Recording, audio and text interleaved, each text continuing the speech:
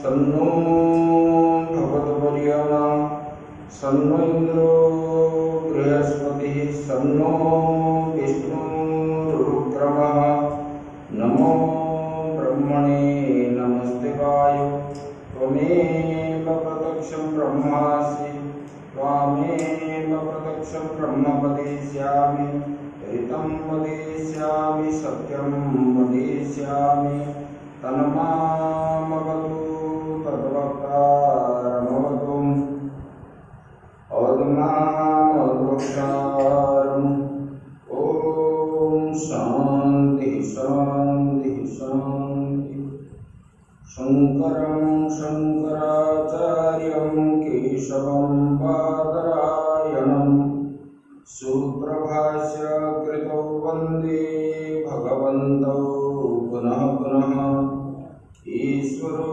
गुरुरात्मेति मूर्तिभेदविभागिने व्योमवद्व्याप्तदेहाय दक्षिणामूर्तये नमः। ॐ गुरुर्ब्रह्मा गुरुर्विष्णु गुरुर्देवो महेश्वरः गुरुः साक्षात् परं ब्रह्म तस्मै श्री गुरवे नमः। शान्ताकारं भुजगशयनं पद्मनाभं सुरेशं विश्वाधारं गगनसदृशं मेघवर्णं शुभांगं लक्ष्मीकान्तं कमलनयनं योगीर्विद्यानगम्यं वन्दे विष्णुं भवभयहरं सर्वलोकैकनाथं नारायणं नमस्कृत्य नरं चैव नरोत्तमं देवीं सरस्वतीं व्यासं ततो जयमुदीरये। मूकं करोति वाचालं पङ्गुं लङ्घयते गिरिं यत्कृपातमहं वन्दे परमानन्दमाधवं सच्चिदानन्दरूपाय विश्वोत्पत्त्यादिहेतवे तापत्रयविनाशाय श्रीकृष्णाय वयं नमः।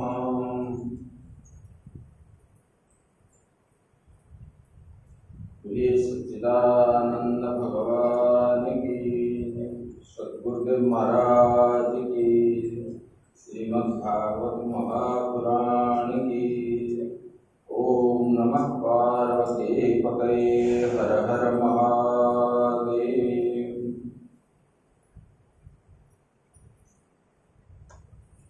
श्री कृष्ण गोविंद हरे मुरारे हे नाथ नारायण वासुदेव।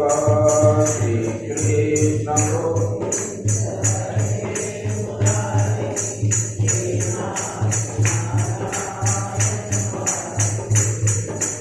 हे नाथ नारायण वासुदेव। हे नाथ नारायण वासुदेव। हे नाथ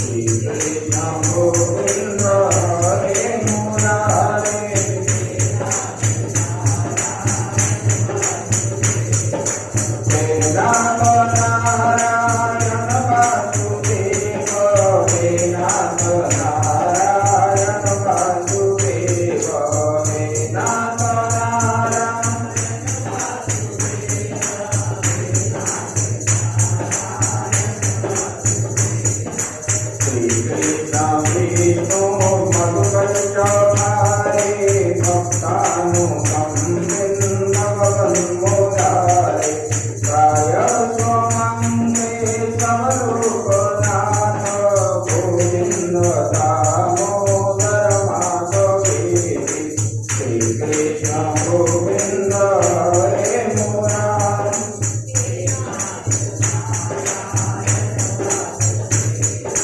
हे नाथ नारायण वासुदेव, हे नाथ नारायण वासुदेव, हे नाथ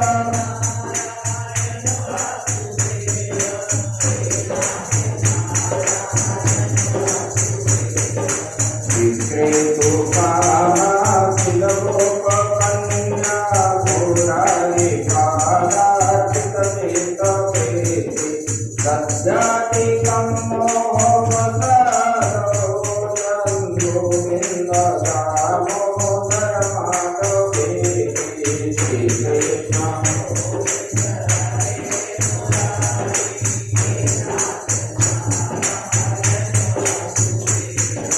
हे नाथ नारायण वासुदेव, हे नाथ नारायण वासुदेव, हे नाथ नारायण।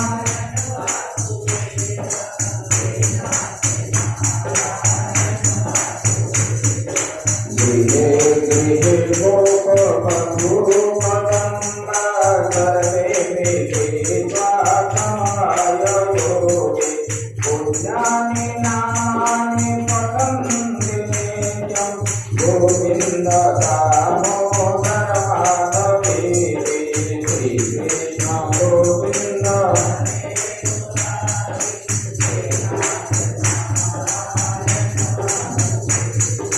हे नाथ नारायण वासुदेव, हे नाथ नारायण वासुदेव, हे नाथ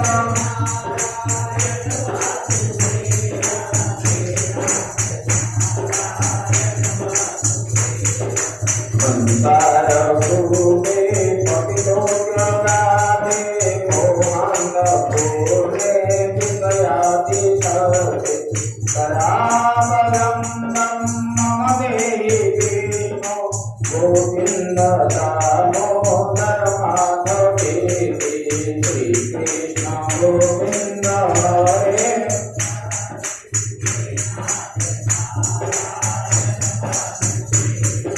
हे नाथ नारायण वासुदेव, हे नाथ नारायण वासुदेव, हे नाथ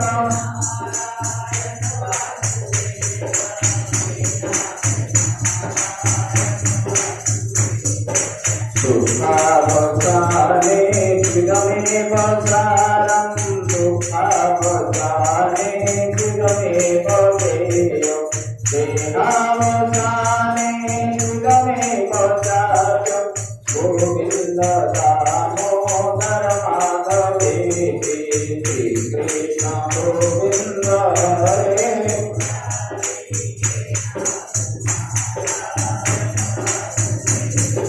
हे नाथ नारायण वासुदेव, हे नाथ नारायण वासुदेव, हे नाथ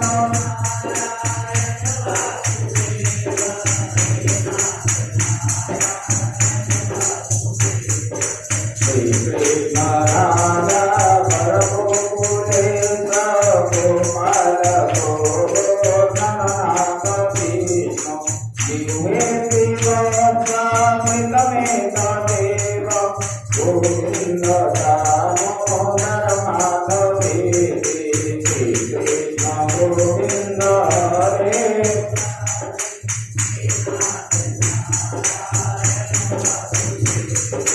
हे नाथ नारायण वासुदेव, हे नाथ नारायण वासुदेव, हे नाथ नारायण वासुदेव।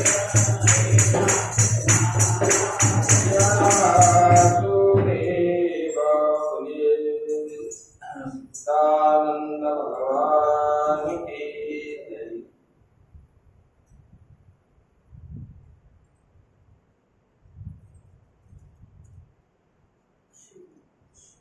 भगवान ने कल हम लोग तक सुने थे भगवान के जन्म की, और वसुदेव देवकी ने स्तुति की। बोले कि देखो पहला जन्म में आप लोग जो है कृष्णी और वसुदेव ये सुतपा होकर के जन्म लिए थे पहले जन्म में। इसका मतलब है भगवान ने इनका जो ये लोग स्तुति की, क्योंकि जब भगवान का चिन्ह वो देख लिए तो बोले कि भगवान हम तो पहचान गए आपको पहले ही, और बोले कि आप तो ये चराचर जगत के स्वामी हैं भगवान, आपसे परे और कोई है ही नहीं। सबके आत्मा के रूप में आप विराजमान हो, सबके अंदर आप अंतर्यामी हो, सबके अंदर रहने वाले आप जो है ऐसे ऐसे स्तुति की। तो भगवान जो है बोले कि भगवान अभी हम जान गए, जन्मैते मयसौ पापो पापो मा विद्यान् मधुसूदन समुद्विजे भवद्वेदो कंसदाः मदिरधि। बोले कि हे मधुसूदन, बोले कि इस पापी कंस को यह बात जो है मालूम ना हो, आप मेरे घर में मेरे गर्भ से उत्पन्न हुए हो, बोले कि ये मालूम ना हो, और मेरा धैर्य जो है अभी टूट रहा है, क्योंकि मुझे तो इतना ज्ञान नहीं है, मैं इस संसार माया में फंसा हुआ हूं, आपको जानने का ज्ञान तो मेरे भगवान नहीं है। मैं तो अभी आपको जो है बालक रूप में ही देख रहा हूं, लेकिन वो इतना इसका मतलब क्या है? वो तो बोला कि भगवान आप जो है मेरे गर्भ से जन्म हुआ उसको जैसे मालूम हो ना हो, इसका मतलब हुआ है कि देवकी और वसुदेव देवकी समझ रही है कि आपसे बलवान वो है। इधर बोलते हैं कि तो आप भगवान हो, फिर भी भगवान का जो बाल रूप देख रहे हैं इसमें इनका जो है आता है समझ में कि आपसे वो बड़ा बलवान है, आप तो इतने छोटे नन्हे से बालक हो, और ये जो है 10,000 हाथी के बल रखने वाले कंस और आपका कुछ अनिष्ट कर सकता है, इसलिए भगवान आप मेरा धैर्य जो है टूट गया, ऐसे बोलने लगा। लेकिन आपके लिए मैं कंस से बहुत डर रही हूँ तो भगवान, और जो है पता है उपासंगर विश्वात्मन न तो रूपमलौकिकम शंख चक्र गदा पद्म श्रेयाचुष्टम चतुर्भुजम। बोले कि हे विश्वात्मन, उस स्तुति का कंक्लूजन कर रहा है, अंतिम में देवकी बोल रही है, बोले कि भगवान आप तो विश्वात्मा है, सबके अंदर आत्मा के रूप में रहने वाले आप ही हो, लेकिन आपका ये रूप भी अलौकिक हो, ऐसे रूप जो है किसी के पास है ही नहीं। और क्या है? बोले कि आप शंख चक्र गदा और कमल की शोभा से युक्त अपना चतुर्भुज रूप जो है इसको आप भगवान छिपा लीजिए। ये अगर आप देखेंगे सब लोग तो आपको जो है मनुष्य नहीं समझेंगे। माता जी ने बोले ना, देवकी भी ऐसे बोले, कौशल्या भी बोले, भगवान आप जो है अपना ये स्वरूप छुपा दीजिए। लेकिन मनुष्य से उत्पन्न हुआ बालक के समान भगवान आप देखना चाहिए।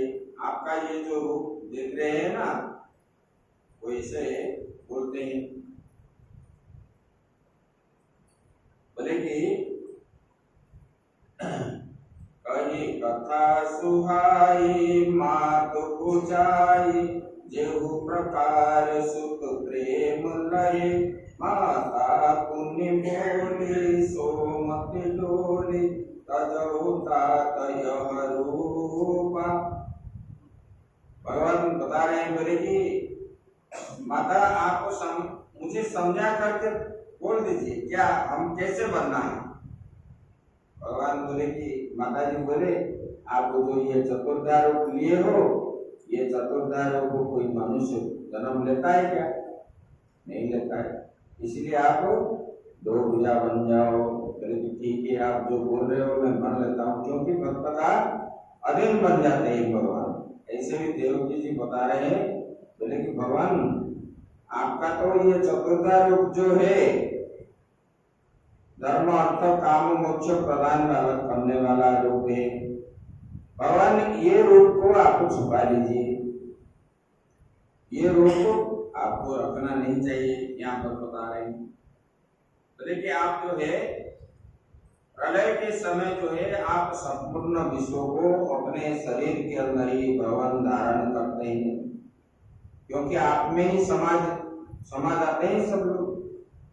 सारे चराचर जगत जो है, ये पंच महाभूत मन बुद्धि चित्त अहंकार और सब विषय, ये जो 24 तत्वों से उत्पन्न हुआ ये ब्रह्मांड, ये आपसे ही समा जाते हैं। ये 24 तत्व के साथ साथ समस्त प्रकार के जीव जंतु स्थावर जंगम आदि जितना है, ये सब आप में समा जाते हैं। बोले कि ये भगवान ऐसे ऐसे बता दिए। तब भगवान ने बोले कि देखो, आप लोग मेरा परम भक्त है, पिछले जन्म में आप तपस्या किया था, इसलिए बोले कि पहले तो आप कृष्ण और सुतपा होकर के हुए थे, बाद में अदिति और जो है अदिति और कश्यप हुए, और उधर भी आप लोगों ने तपस्या किए थे। तो मैंने आपको वचन दिया था, तो मैंने जब वर जाचा आप लोगों को, आपने क्या बोले? बोले कि भगवान आप जैसे पुत्र, आपके समान पुत्र हमारे घर में उत्पन्न हो, क्योंकि आपको ही दर्शन करके हम जो है मोक्ष प्राप्ति हो जाएंगे, ये उनकी भावना है। तो भगवान ने बोले कि ठीक है, मेरे जैसा तो नहीं हो पाएगा, तो मैं ही आपके गर्भ में आता हूँ। तब भक्त का मान रखने के लिए भगवान क्या बोलते हैं? बोलते कि मेरे मान टले लेकिन भक्त का मान ना टले। तो इसी बात से गीता में भी भगवान ने बता दिया ना, ये जथा मान प्रपद्यन्ते स्थान तथैव भजाम्यहम्। मुझे जो जिस प्रकार मेरा भजन करता है, मैं भी उनका इस प्रकार भजन करता हूँ। तो भगवान ने उसी बात पर फिर बोले कि मैंने आपके लिए ये 3 जन्म लिया। बोले कि आप लोगों ने बहुत समय तक इसे वो ये संबंध आप नहीं रखे संसार का, और कठोर तपस्या की, और तपस्या करके मुझे आप लोग को प्राप्त हुई। ऐसे ऐसे बहुत सारे बात बताए। तब जो है उसके बाद बोले कि देखो, आप मुझे गोकुल लेके चले जाओ, वहां पर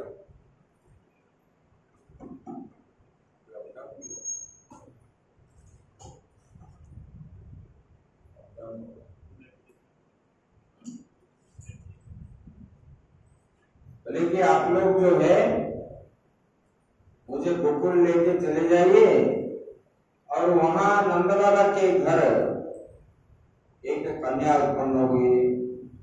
क्योंकि जोगमाया को बोले ना भगवान, बोले कि हे माता, हे देवी, तुमने बलराम जी का देवकी का गर्भ हरण करके रोहिणी के गर्भ में स्थापना कर लो और आप जो है यशोदा के गर्भ में रहो और कन्या के रूप में उत्पन्न हो, और वसुदेव जब लेके जाएगा मुझे और आपको लेकर के आ जाएगा। तब कंस ने जब आपको मारने के लिए दौड़ेगा तब जो है आप उसके हाथ से निकल जाओगे और विंध्यवासिनी के रूप में आप दर्शन दोगे सबको, और सब लोग जो है हर गांव में आपको कहां पर दुर्गा, कहां काली, ये सब नाम से आप बोला जाओगे। हर गांव में, गांव के बाहर आपको रख करके आपके प्रतिमा को, इसीलिए हर गांव में देवी का मंदिर होता है। लेकिन आपका पूजन करेंगे लोग और आप विभिन्न नाम से नामित हो करके पूजा पाओगे, और इतना ही कर करके भगवान बंद करते बोले कि इधर वसुदेव को बोल रहे हैं आप लेके जाओ और वहां नंद बाबा के घर में जो कन्या उत्पन्न हुई है उसको साथ में लेकर के आओ, वो माया है। तब भगवान ने इतना ही बोल करके चुप हो गए।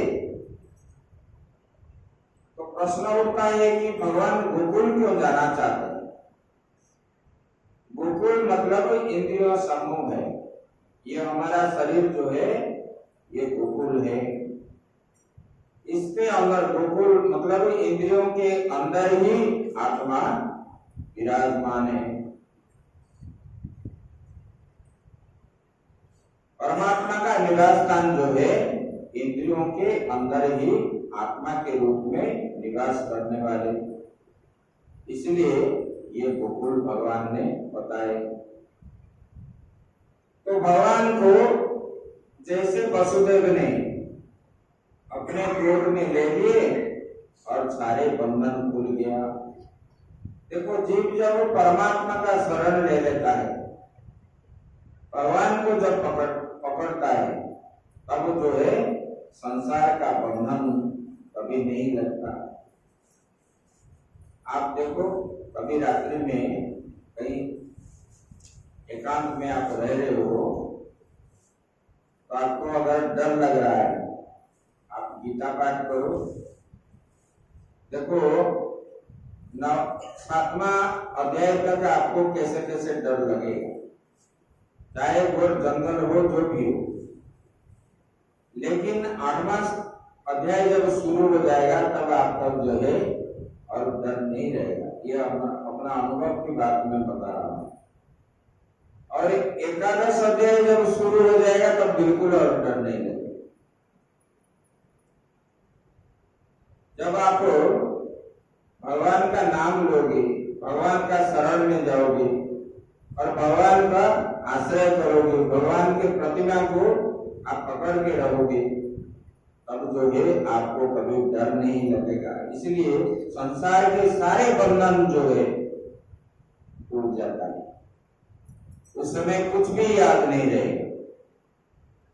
जब वसुदेव जी ने भगवान को अपने गोद में ले लिया तब जितने सारे कंस का बंधन था उनको लोहे का बंधन में बंधा दिया था जंजीर से, और सब अपने आप खुल गए। ना चाबी की आवश्यकता हुई, ना किसी ने खोलने का भी बुलाना पड़ा, इसको खोलो खोलो, अपने आप खोलो। और जितने दरवाजे थे वो सब दरवाजे अपने आप खुल गए और जितने प्रहरी जब वहां पर खड़े थे सब सो गए अचेत होकर, उनको कुछ पता ही नहीं चला। बोले कि जहाँ पर कृपा प्रभु की होई ता पर कृपा करई सब सोई। परमात्मा का कृपा जिन पर हो गया है उसको और क्या चाहिए।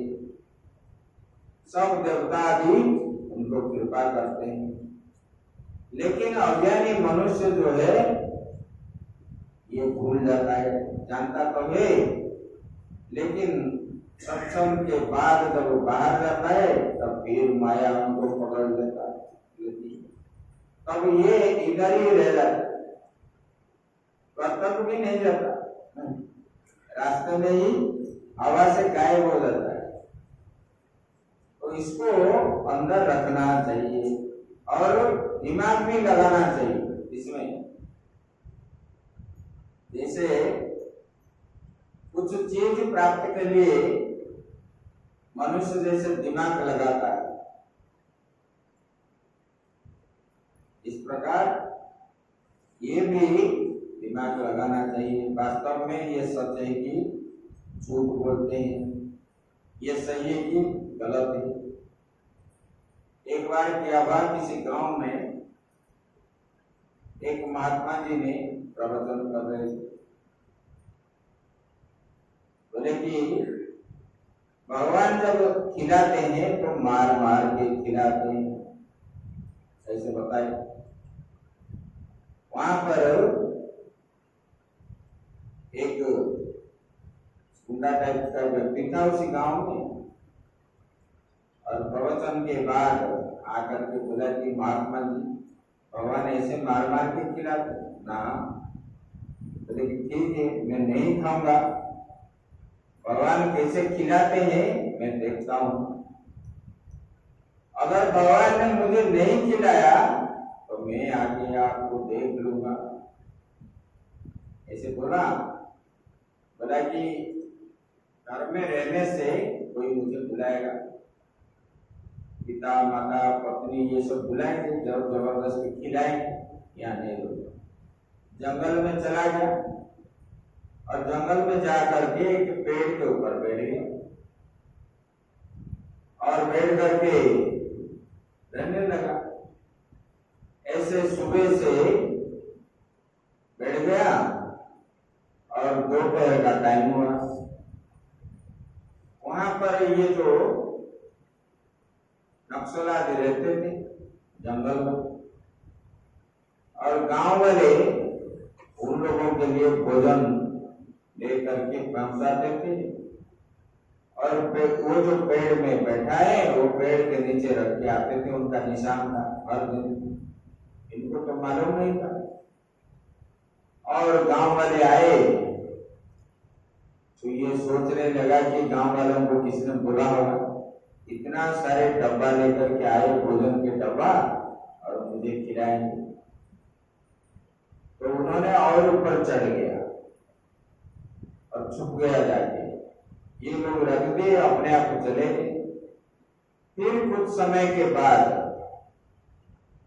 नक्सली आए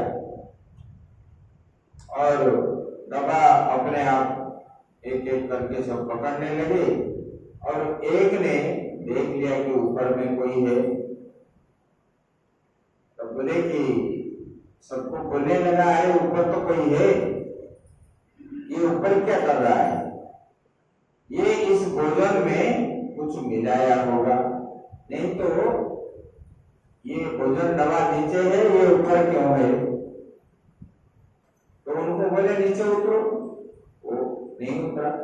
तब उनको जो है इन लोगों ने भी गए और मार मार के उतारे। बोले कि तुम इस भोजन में कुछ मिलाया होगा, ये जीना भी मना किया, वो लोग माने नहीं। बोले कि पहले तुम खाओ तब हम खाएंगे। तब उनको मार मार के खिलाया। बोले प्यारे महात्मा जी जो बोल रहे थे वही सही है। ऐसे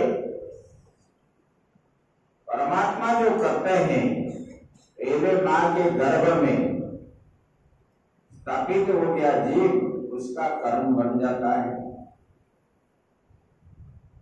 कहाँ जाएगा, कहाँ रहेगा, कहाँ खाएगा, ये सब बन जाता है। लेकिन हम ये सब भूल जाते हैं, भूल करके माया के पीछे दौड़ते हैं। और ये माया ठगनी है, माया बड़ा ठगनी है। तो ये माया को पार करना कठिन है। लेकिन माया को कैसे पार करोगे?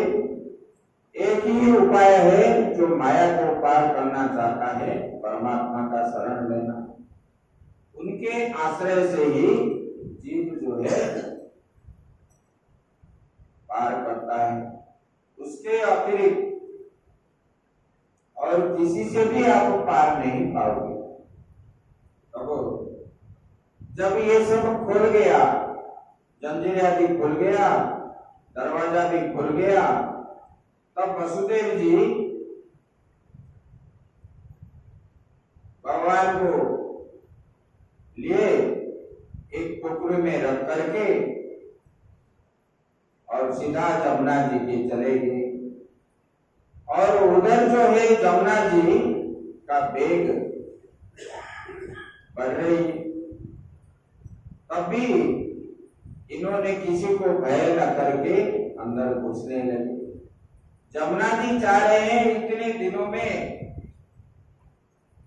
भगवान को पति के रूप में प्राप्त करने के लिए जमुना जी स्वर्गलोक त्याग करके आए, और इधर आकर के सूर्य भगवान ने जब ये आए तब इनके लिए पूरा निवास बना दी। बहुत दिनों से इन्होंने तपस्या कर रही थी भगवान को पति के रूप में प्राप्त होने के लिए।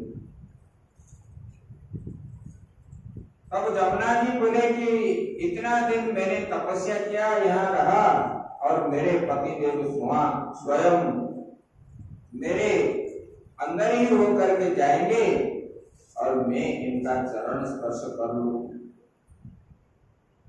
और जमुना जी और जोर बढ़ने लगे। देखते देखते वसुदेव के कंधे के ऊपर नाक तक जो है पानी आ गया। तब भगवान ने जानबूझ करके अपना पैर जो है उनको स्पर्श करवाए, क्योंकि वो अंतर्यामी, सबके अंदर की बात जानने वाले वही। जैसे स्पर्श हो गया तब जो है जमुना जी का पानी वसुदेव जी का घुटने तक आ गया, और बारिश भी हो रहा था। शेष भगवान ने सोचने लगे मेरे प्रभु जा रहे हैं और जो है इनको बारिश के द्वारा वो भीग जाते हैं, इसलिए उन्होंने अपने फनों के द्वारा काम करके रखे, जैसे भगवान के ऊपर पानी ना गिरे। सब अपने अपने सेवा में लगे।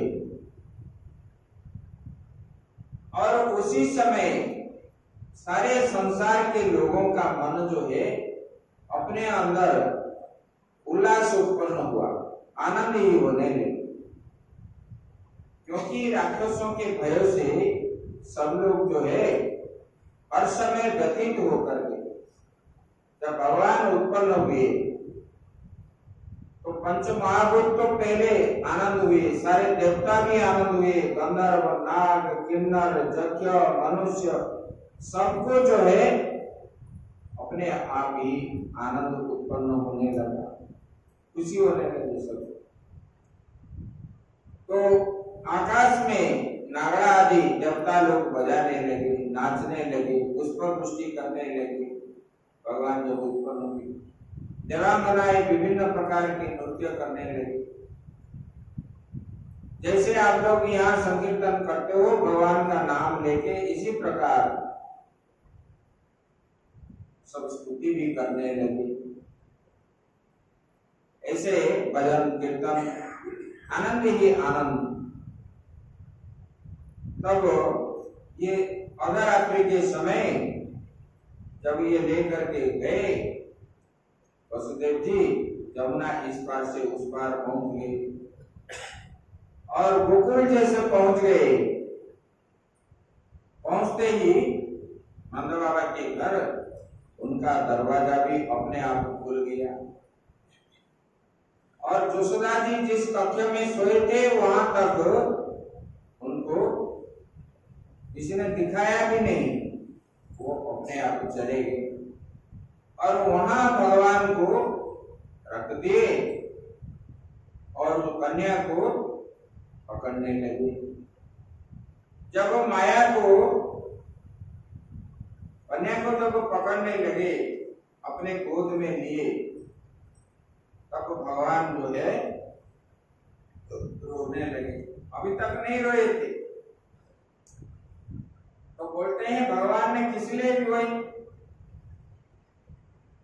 बोले कि भगवान इसलिए रोए कि मेरा भक्त जो है, मेरा इतना दिनों तक तपस्या किया था और मुझे छोड़ करके माया को पकड़ रहा है। भगवान के मन में दुख हुआ, इसलिए भगवान ने रोने लगे।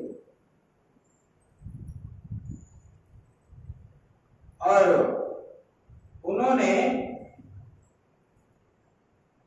जब वसुदेव जी लौट आए, तब जो है बहिरंतपुरद्वार सर्वा पूर्व पदाकृता ततो बालध्वंसिनीं श्रुत्वा गृहपाला समुत्थिता। बोले कि जैसे वसुदेव जी कन्या को लेकर के आए, तब जो है अपने आप जो है सारे दरवाजा बंद हो गया। फिर जैसे वसुदेव जी बंदी बन करके थे पहले, ऐसे बंदी भी बन गए अपने आप। जब जीव माया को पकड़ता है तब अपने आप बंदी बन जाता है। जब परमात्मा को पकड़ता है तब इनको जो है किसी भी प्रकार का संसार के बंधन इनको स्पर्श नहीं करता। ते तो तन्नाम मुपव्रज्य देवक्या गर्भजन्मत आचक्षुर भोजराजाय यदो विघ्न प्रतीक्षते। बोले कि जब दरवाजा सब बंद हो गया, तब माया देवी को जो लाए थे उन्होंने रोने लगे इतने जोर से। जब रोने लगी तब जो है सोए हुए द्वारपाल आदि सब उठ गए और उठ करके क्या किए? बोले कि आचक्षुर भोज राजाय, उन्होंने तुरंत ही दौड़ने लगे। भोज वंश से उत्पन्न हुआ कंस, इसलिए उसको भोजराज बोलते हैं। कंसों को वार्ता देने के लिए गए तुरंत ही, और कंस ने पूछने लगा, रात्रि में जगाए हुए लोग और जगाए, कंस ने पूछने लगा कि जन्म हो गया। इधर कंस को जो है भगवान जब आए, इनके आने से पहले कंस को ना नींद है, ना चैन से बैठ सकता है, ना सो भी सकता है, ना कहीं घूम भी सकता है। उनको जैसे लग रहा है कि मेरे पीछे कोई आ रहा है। मतलब जागृत अवस्था में भी, स्वप्न अवस्था में भी, निद्रा में भी वो देख रहा है कि मेरा कोई गोला पकड़ रहा है। वो चलता है तो कोई मेरे पीछे पीछे आ रहा है मुझे मारने के लिए। ऐसे उनके भय उत्पन्न हो गया और चारों ओर जो है भगवान को ही देखने लगा, क्योंकि इनके मन में संसार के और कुछ भी वस्तु उनको मतलब नहीं है। चारों ओर उन्होंने भगवान विष्णु को ही, बोले कि ये विष्णु ही राक्षसों का शत्रु है और ये ही जन्म लेंगे मुझे मारने के लिए। और मुझे जो आकाशवाणी हुई थी और नारद जी ने जो बात बताए ये तो अभी सत्य हो गया, इनका अष्टम गर्भ जो है अभी ही होने वाला है, इसलिए मुझे ये सब जो है दिखाई पड़ रहा है। तो उनके सामने भी दिखता है, पीछे भी दिखता है, आगे भी दिखता है, चारों ओर कहीं भी जाए दिख रहा है। तो भगवान विष्णु का कभी शंख दिख रहा है तो कभी चक्र दिख रहा है, कभी हाथ दिख रहा है तो कभी मुख दिख रहा है, कभी पैर दिख रहा है तो कभी पूरा शरीर दिख रहा है। ऐसे वो जो है चारों ओर जो है कृष्ण मतलब नारायण आकार वृत्ति उनके मन में बन गया, चारों ओर वो भगवान ही भगवान तदाकार वृत्ति बन जाता है। जब आप विषयों का बाह्य वस्तु की वृत्ति को आप त्याग दोगे, भगवत आकार वृत्ति बना लोगे, भगवान का ही चिंतन करोगे, तब आपके मन में भी आपको भी ये भगवान चारों ओर दृश्यमान होंगे। उसी समय कंस के मन में बाहर के विषय वासना भोग करने का ये सब कुछ भी नहीं था। देखो जब आप डर जाते हो, अकेले में हो और जब डर जाते हो, एकाग्र चित्त में आप किसको पुकारते, भगवान को ही पुकारते, और उसी समय आपको जो ये ना पति दिखता है, ना पिता भी दिखता है, ना माता भी है, ना कुछ भी नहीं, भगवान का ही नाम लेकर के आप एकाग्र चित्त होकर के उसी समय भगवान को ही आप याद करो। तो देखो उसी समय ऐसे आनंद अनुभव होता है। कुछ समय के बाद जीव संसार का सब विषय भूल जाता है। जब भूल करके भगवान का जीव चिंतन करता है तब उनका बुद्धि वृत्ति भगवत आकार बन जाता है। ऐसे कंस को भी ऐसे हुआ था। तब उन्होंने जब ये लोग गए बंदीशाला से, तब उनको तुरंत पूछने लगा, बोले कि क्या है, पुत्र हुआ कि पुत्री हुआ? तब इन लोगों ने बोले कि भगवान ये पुत्र तो नहीं है लेकिन पुत्री हुई। बोले कि यह असंभव है। बोले कि मुझे तो स्वप्न हुआ था और आकाशवाणी हुआ था ये पुत्र होने का, लेकिन ये पुत्री कैसे हो गई? वसुदेव ने कहीं छुपा लिया। ऐसे संदेही लोग जो होते हैं ना, हर जगह में संदेह ही करते हैं। और कंस जो है संदेह कम है, जो तामसिक गुण वाले होते हैं उनके मन में हर समय राग द्वेष ईर्षा ये सब ही रहता है। तब इनके मन में उनका मन जो है कभी भूलना नहीं है। तब कंस ने जब ऐसे सुना तब दौड़ते ही तुरंत ही जिस अवस्था में था उसी अवस्था में भी आ गए, और आया तो देखा पुत्री है। जब पुत्री है, जब छीनने के लिए गया देवकी के पास, देवकी उनको बोलने लगे, बोले कि भैया तमाह भ्रातरम देवी कृपाणा करुणम सती सुसेयम तव कल्याण स्त्रियम हंतुमर्हसि। बोले कि बंदी गृह में पहुंचने पर सती देवकी जो है बड़े दुख हो गए और करुणा के साथ अपने भाई कंस को कहा। उन्होंने देवकी जी ने बोले कि मेरे हितैषी भाई है, आप जो है मैं बहन हूँ, आप भाई हो और आप मेरा हितैषी है, मेरा हित सिद्ध करने वाले। बोले कि भैया ये जो है पुत्र नहीं है, ये कन्या है, और मेरे तो अभी तक आपने 6 बच्चे को मार दिया और 7वां बच्चा जो है वो गर्भ से ही कहीं गायब हो गया, मुझे पता नहीं। अभी ये पुत्री हुई है, कम से कम इनको छोड़ दो।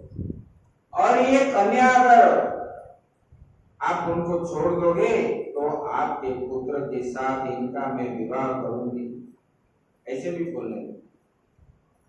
तो बोले कि देखो, बोले कि आप जो है अग्नि के समान मेरे बालक को मारे, तब भी मैंने आपको कुछ बोला ही नहीं। कम से कम अभी इसी उम्र में हम लोग और जो है संतान उत्पन्न करने का उम्र ही हमारा नहीं रहा, तो इनको छोड़ दो। रोते रोते जब वो बोलने लगी तब जो है उन्होंने माना है। उन्होंने और क्या बोला, बोले कि देखो सर्प छोटा है तो उनके अंदर विष नहीं रहता है क्या, और ये कन्या होने पर भी ये विष्णु को पहचान नहीं पाओगे। देखो इन्होंने राक्षसों को मोहिनी के रूप में आकर के राहु और केतु का सिर काट दिया, इतने बड़े बड़े राक्षस को, और आप बोल रहे हो कि तुम मेरा बहन नहीं हो, मेरा मरना चाहती हो, इसीलिए तुम जो है बोल रहे हो कि ये कन्या है। तब इनके गोद से छुड़ा के लेकर के उन्होंने देवकी जी के गोद से छीन करके ले गया, और जब जैसे ही वो पटकने चाहा उनके हाथ से फिसल करके वो कन्या चली गई आकाश में। और आकाश जाकर के उन्होंने या 10 भुजा के रूप में उनको दर्शन दिए, और जब इनका रूप उन्होंने देख लिया कंस तो घबरा गया। जब हाथ से फिसल गया तो कंस घबरा गया, मैं शायद मुझे ये मार ले। लेकिन जब देवी का रूप धारण करके उन्होंने 10 भुजा के रूप में महिषासुर को जिस रूप में मां दुर्गा पकड़ किए थे, उसी रूप धारण करके कंसों को दर्शन दिए, और कंसों को बोले, रे कंस मूर्ख, तुझे मारने वाला जो है अभी जन्म ले चुका है, और तू जो है ये निष्पापी वसुदेव और देवकी को जो दंड दे रहा है, और ये अच्छा नहीं है, और ये पाप से तुझे भोगना पड़ेगा, तुझे दंड मिलेगा। इनको बंधन मुक्त करो और छोड़ दो। ये कह करके वो अदृश्य हो गई। जब मां भगवती अदृश्य हो गए तब जो है कंस चिंतन करने लगा। उनको माता की जब दर्शन हो गई तब सद्बुद्धि आ गया। तब देवकी और वसुदेव को उपदेश देने लगा, बोला कि देखो मैं कितना बड़ा पापी हूं, और मैंने आपका जो है छोटे छोटे बच्चों का मैंने विनाश कर दिया, इसलिए मैंने जो विनाश किया मेरे मृत्यु के कारण मान करके ही मैंने इनको वध किया, और इसमें मेरा क्या दोष है। सब प्राणी जो है अपने अपने प्राण रक्षा के लिए चाहते हैं, तो इसलिए मुझे आप दोनों क्षमा कर दो। बार बार उन्होंने बोलने लगा, उनका क्या है सद्बुद्धि उत्पन्न हो गई, और उन्होंने बोला देखो उनका जो है उसी समय राक्षस वृत्ति उनका चली गई।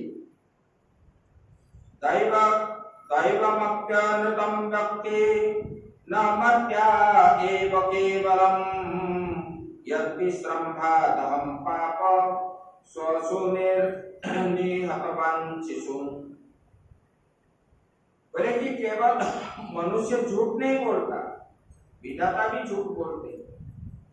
बोले कि उसी पर विश्वास करके मैंने आपके ये बच्चे को भी मैंने मार दिया अंत में, क्योंकि वो बोल रहे देव आकाशवाणी हुआ था जो दैवी वाणी हुआ था। ये देवता भी आजकल झूठ बोलते हैं। कंस ने बोल रहा है, बोले कि ये 8वां गर्भ जो है पुत्र बोल के उन्होंने बोले थे और पुत्री आया, मैंने भी उनको मार दिया। मैं कितना पापी हूं। इसलिए आप जो है, आप दोनों महात्मा हो। मां सूचितम महाभागा पात्मजान स्वकृतम भुज जंतवोनो सदैकत्र दैवाधीना सदा दासति। बोले कि देखो, तुम दोनों जो है महात्मा हो, अपने पितरों के लिए शोक मत करो। जो शुभ नाश हो गए इसके लिए, क्योंकि महात्मा लोग जो है वो जो गया उसको ना चिंतन करते, ना क्या होगा वो भी चिंतन करते। उनका तो लक्ष्य है भगवान को कैसे प्राप्ति होना, उनका लक्ष्य है। ये सांसारिक विषय में कोई खा गया, कोई ले गया, कोई कुछ हुआ, महात्मा कभी चिंतन नहीं करते। कंस बोला कि आप दोनों महात्मा ही हो, इसलिए ये जो आपके पुत्र विनाश हुए, ये पुत्र का शोक चिंतन छोड़ दो। सभी प्राणी जो है महात्मा सोचते हैं अपना प्रारब्ध में है तो मिलेगा। जिस दिन उपवास में रहते मिलता नहीं, उसी दिन मानते हैं कि आज हमारा एकादशी है। एकादशी तिथि न होने पर भी वो मान लेते हैं कि आज हमारा एकादशी। हमारे प्रारब्ध में नहीं, क्योंकि प्रारब्ध होता तो कैसे भी मिल जाता। ऐसे ही आपके प्रारब्ध में नहीं है ये पुत्र, इसलिए आप जो है इसको जो है भूल जाओ। और इससे भी सदा सर्वदा एक साथ नहीं रह सकते, क्योंकि एक ना एक दिन तो छोड़ के जाना पड़ता है। कोई आगे जाता है, कोई पीछे जाता है। कभी पिता भी जाता है पहले, कभी पुत्र भी पहले जाता है। इसीलिए ये भगवान के भक्त जो होते हैं वो इस बात पर कभी चिंता नहीं करते, शोक मोह आदि वो नहीं करते। लेकिन ऐसे और कैसे, देखो कितना कितना बढ़िया सुंदर उपदेश दे रहा है। जब वो अपने ऊपर आ जाता है ना कोई भी चीज, तब उसी समय सब लोग जो है बढ़िया मीठे मीठे उपदेश निकालेंगे। अपने के लिए नहीं होगा उस समय। जब अपने ऊपर आता है तो तब ये उपदेश काम का नहीं है, दूसरे के लिए ही उपदेश है, अपने के लिए नहीं है। दूसरों को बोलने के लिए ये सब निकलता है। बोले कि देखो, भूपि भौमानि भूतानि यथा यन्त्यापयान्ति च नायमात्मा तथैतेषु विपर्येति यथैवहु। बोले कि जैसे मिट्टी के बने हुए जितने पदार्थ है बनते हैं और क्या है, बिगड़ भी जाते हैं, टूट भी जाता है। बोले कि फिर भी जो है मिट्टी कभी बदलता नहीं है। ऐसे ही ये लोग जो आए और चले गए, ये तो मृत्यु उनका नहीं है। वो आत्मा का कभी मृत्यु नहीं है। मिट्टी से बने हुए पदार्थ जैसे है, गिलास बनाते, मटका बनाते, घड़ा बन गया, ये सब जो है टूटने पर अंत में मिट्टी ही रहता है। ऐसे ये शरीर जो है, पशु पक्षी कीट पतंग आदि जो है, ये शरीर मिटने पर आत्मा कभी नहीं मिटता। ऐसे इसलिए ये आत्मा अदर है, अमर है, ये लोग मरे नहीं। लेकिन हम ऐसे अज्ञान के कारण सोचते हैं, ऐसे उन्होंने उपदेश किया देवकी को। बाद में अंत में ऐसे उपदेश करके बाद में बोलते हैं, क्षमात्वं मम दौरात्म्यं साधवो दीनवत्सला इत्युक्त्वा शुश्रूषपादौ शाया स्वश्रो रथाग्रही। उसके बाद बोला कि क्षमस्व मम दौरात्म्यम, बोले कि मैंने आपके प्रति जो गौरवात्मक किया, जो पीड़ा भी दिया आप लोगों को, आप जो है मुझे क्षमा कर दो दोनों, और मैं आपका जो है मेरी ये दुष्टता तुम क्षमा कर दो, क्योंकि तुम जो है बड़े ही साधु स्वभाव के हो और दिनों के रक्षक हो, दुखी को आप जो है दुख देने वाले नहीं हो, सुख देने वाले हो। ऐसा कहकर कंस ने अपने बहन देवकी और वसुदेव जी के चरण को पकड़ लिया और इनको क्षमा याचना किया। ऐसा करके उन्होंने उधर से उनको बंदी से मुक्त कर दिया और स्वयं राजभवन में चला गया और सो गया। और वसुदेव जी देवकी ने अपने राजमहल में चले गए और अपने कक्ष में सो रहे।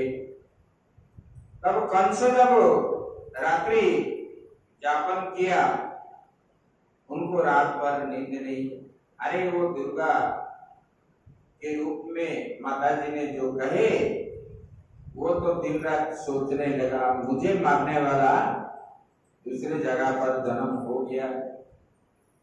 तब सुबह होते ही अपना स्नान शौच आदि करके उन्होंने राजसभा पर निकल पड़ा और सबको बुला लिया। चाणूर, मुष्टिक, बाणासुर, अगासुर, पुतना, सबको बुला लिया। बुला करके उन्होंने जो जो हुआ था, जो सुना था, सब कुछ बता दिया। तब उन राक्षसों के अंदर ये निर्णय हुआ, बोले कि महाराज आप क्यों चिंता करते हो? अगर आपको मारने वाला कोई जन्म हो गया है, तब आज से जितने बच्चे जन्म हुए संसार में सबको हम वध कर लेंगे। और ये बाल वध करने का अभियान जो है मथुरा में शुरू हो गया। तो निरपराध बच्चों को ये जो है मारने लगे। ऐसे यहां पर हुआ। उधर जो है गोकुल में जब भगवान पहुंच गए और यशोदा जी जो है भगवान के माया शक्ति से यशोदा जी ग्रसित होकर के उनको जो है गाढ़ निद्रा में वो सो गए। और वहां जब भगवान जब रोने लगे, तब रोहिणी आदि सब उठ गए और उड़ करके नंद बाबा को खबर दिए कि आपका पुत्र हुआ है।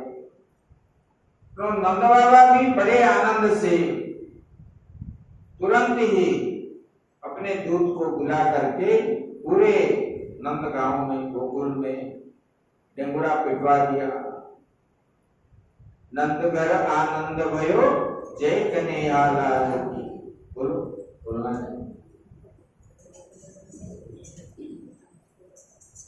तो ऐसे उन्होंने बड़े आनंद करने लगे गोपियों ने। बोलो 2 मिनट बोलो।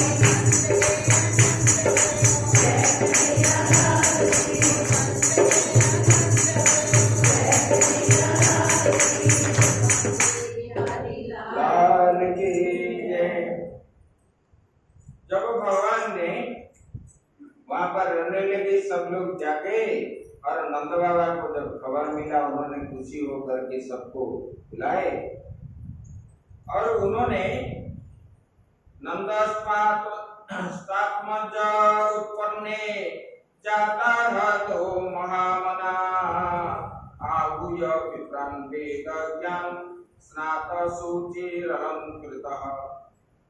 तब नंद बाबा ने बड़े बड़े वेदस मतलब जो है मनस्वी और जो है वेद ब्राह्मण सब बुलाए, इसलिए जात कर्म के लिए। जब जीव जन्म होता है उनका 6 कर्म होता है। एक तो नाभि छेदन एक कर्म है, एक कर्म है। उसके बाद फिर जो है उनको मुंडन कराते, ये भी है। और कर्णम वेदादि करते, ये भी कर्म है। जनेऊ संस्कार करते, ये कर्म है। नामकरण करते, ये एक संस्कार कर्म है। इस प्रकार 6 प्रकार का। तो भगवान का ये सब कर्म के लिए नंद बाबा ने सब बड़े बड़े वेदज्ञ ब्राह्मणों को बुलाया। बुला करके उन्होंने स्नान शौचादि किए, क्योंकि दीर्घ काल तक गृहस्थ जीवन में उनके घर में संतान नहीं थे और ये वृद्धावस्था में उनके घर में जब भगवान का आविर्भाव हुआ है उनका आनंद ही आनंद है। तब ये वेदज्ञ ब्राह्मण आकर के वहां पर स्वस्ति वाचन करने लगे। जब हमारा पूजा पाठ आदि करते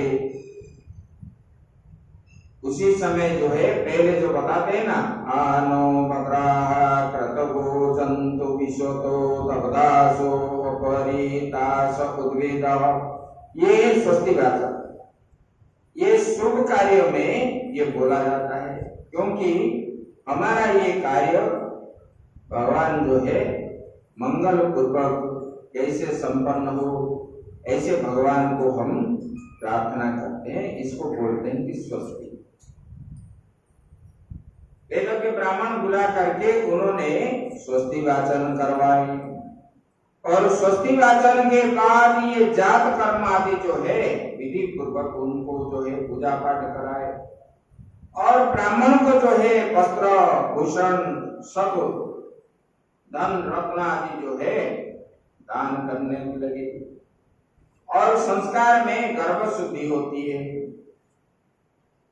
लेकिन उनके जो है बोलते हैं कि नूतन जल अशुद्ध भूमि आदि और स्नान से ये शरीर शुद्ध होता है जल से, और प्रक्षालन से वस्त्र आदि का संस्कार शुद्ध होता है।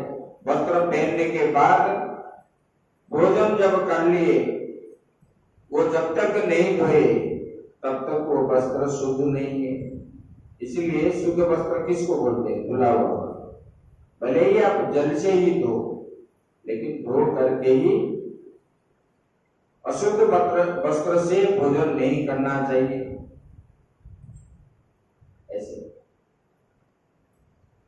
भले कि तपस्या से इंद्रादि देवता को, यज्ञ से ब्राह्मण आदि को, दान से धनादि का पवित्र होता है, संतोष से मन का, ये सब पवित्र होता है।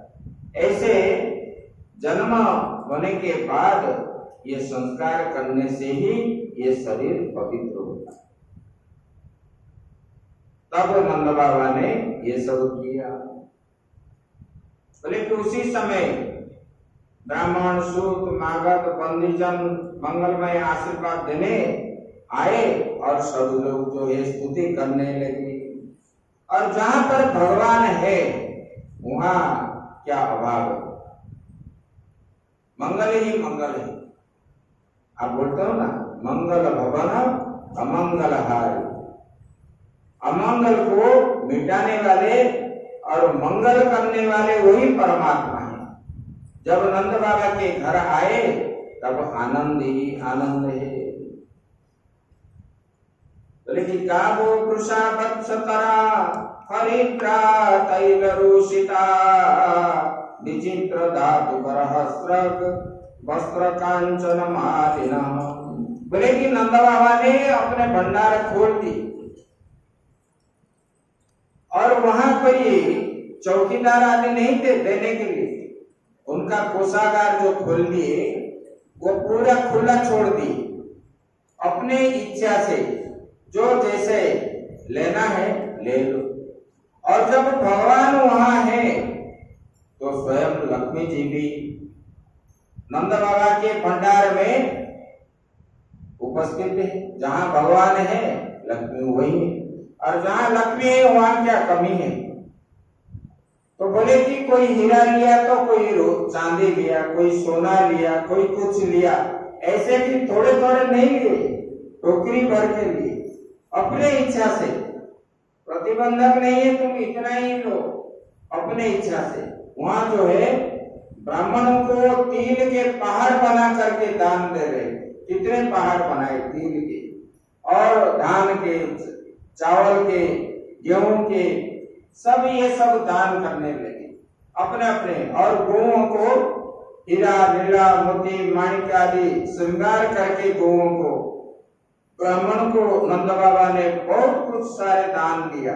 और ऐसे नंद उत्सव करने लगे। और माताओं ने,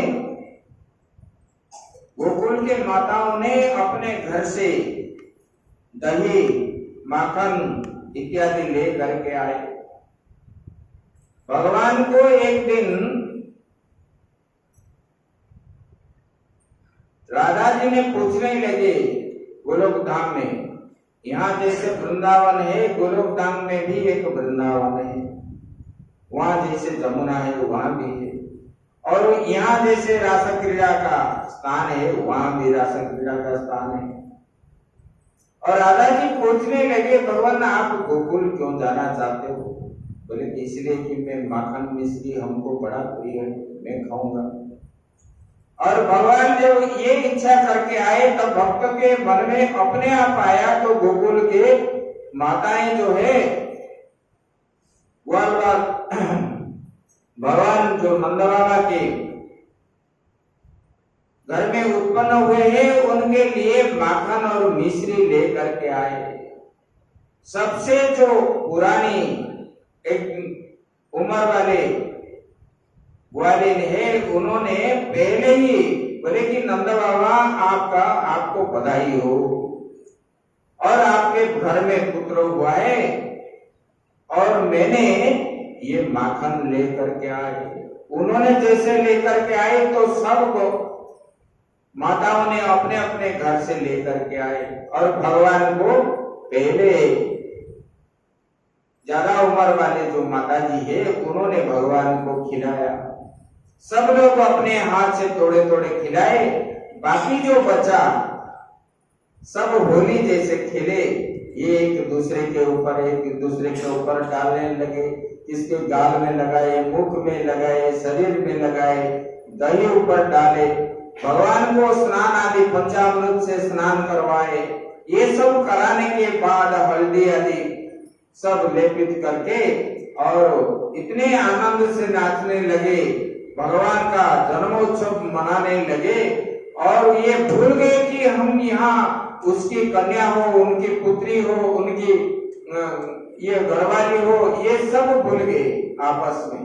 उसी समय चारों ओर भगवान कृष्ण ही उनको दिखने लगे और सब आपस में नाचने लगे और विभिन्न प्रकार के भगवान के भजन आदि गा करके, नृत्य आदि करके आनंद मचाए।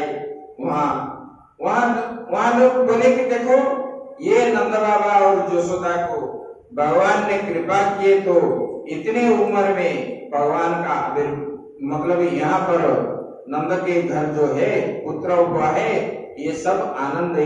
ये हमारा राजा है और राजा का पुत्र हुआ है और ये हमारा ही पुत्र जैसा है, ऐसा मान करके लोग भी वहां पर आनंद उत्सव मनाने लगे।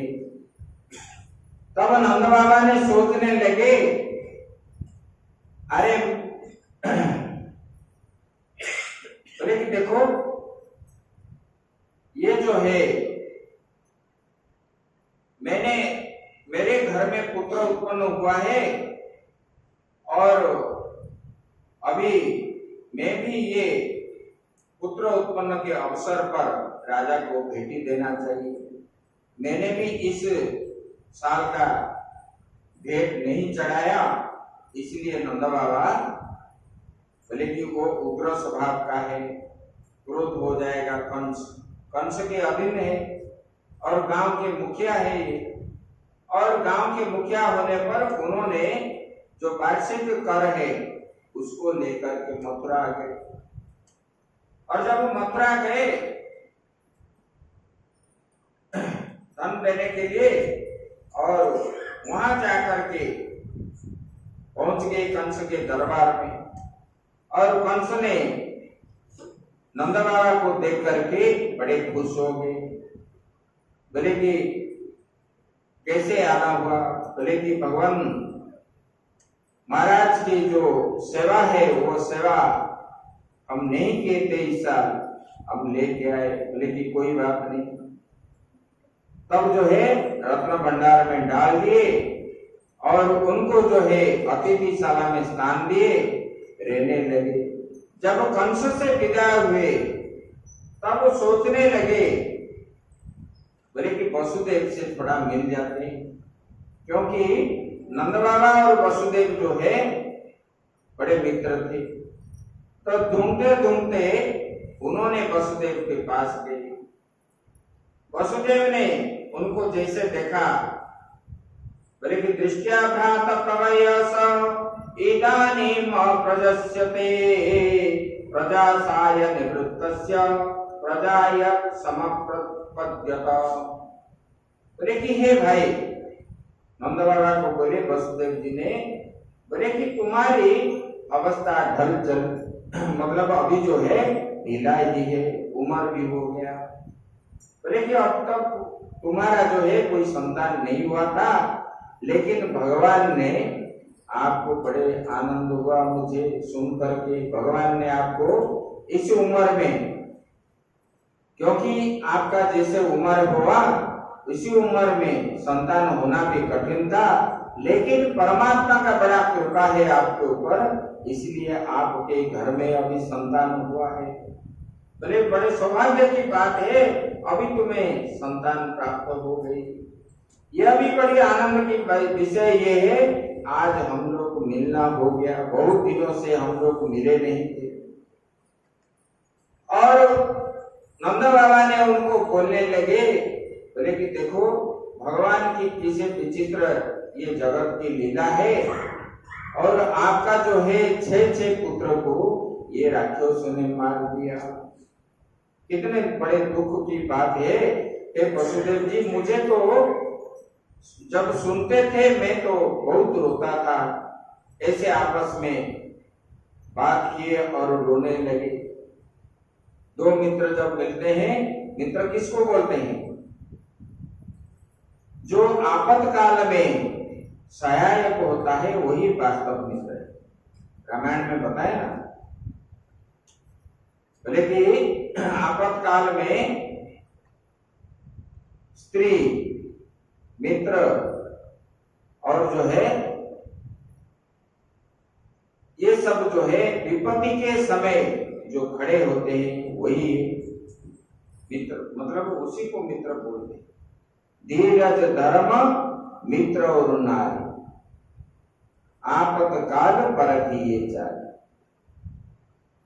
विपत्ति के समय जो धैर्य धारण करता है,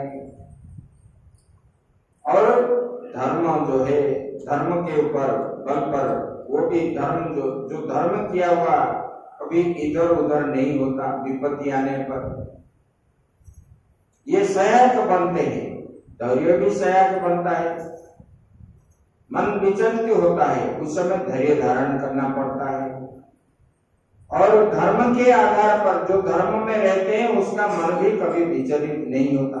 देखो कितने बड़े बड़े विपत्ति आए, युधिष्ठिर महाराज एक दिन भी उनको विचलित नहीं हुए। किसके? धर्म के आधार पर। बोले जो होगा भगवान करेंगे। और विपत्ति के समय मित्र भी खड़े होते हैं, उसको बोलते हैं मित्र। और नारी, अपने भार्या जो स्वामी को विपत्ति आया तो जो छोड़ के चली जाती है वो स्त्री नहीं है। जो सुख में दुख में अग्नि को साक्षी रख करके विवाह के समय कमल कुंड में जो साखी के रूप में मंत्र बोला जाता है, 7 जन्म का यह काल परकाल इस लोक का और परलोक का साथ देने वाला स्वामी स्त्री। इसलिए वहां जो है ऐसे संबंध बनता है, तो इसलिए वो स्त्री के लिए भगवान ही है अपने पति। इसलिए कभी भी पति को छोड़ करके पति के सुख दुख में ही भाग लेना चाहिए। उनको जो पसंद आए उसी को करना चाहिए, अधर्म नहीं करना चाहिए। अगर उधर वो पति अगर अधर्म रास्ता से जाता है तो उनको धर्म के रास्ते में लाने का पत्नी का धर्म है। पति से उद्धार करने के कारण उसको नाम हुआ पत्नी। जो स्वामी को अधः पतन से उठा करके ठीक रास्ते में उचित मार्ग में ला करके सलाह देती है, वही पत्नी कहा जाता है। यदि गलत रास्ते पे पति जा रहे हैं तो उनको सही रास्ता दिखाना ये पत्नी का धर्म है।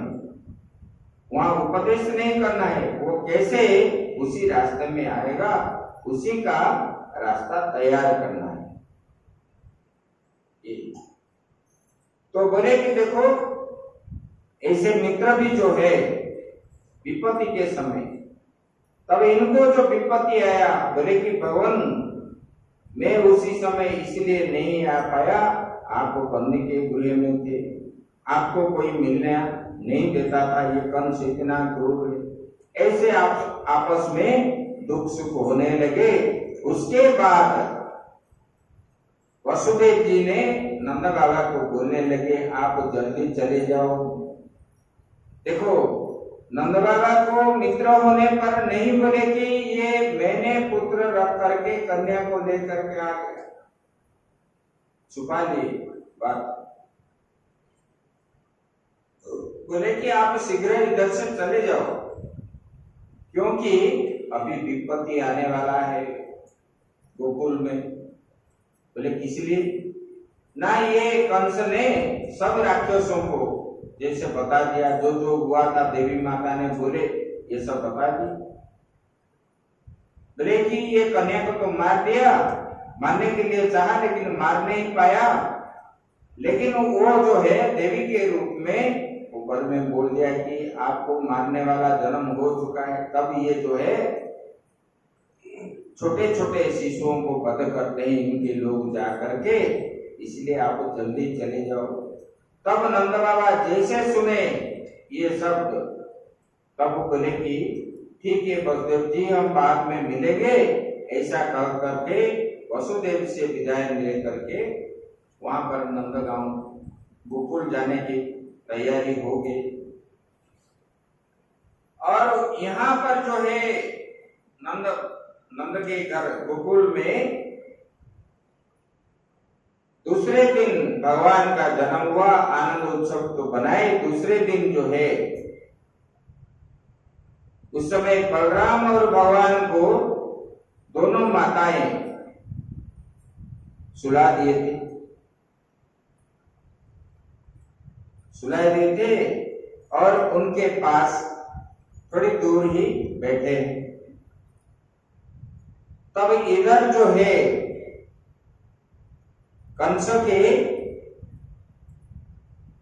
कंस को पालने वाली धाई है, धाई मां कंस की, उसका नाम है पूतना।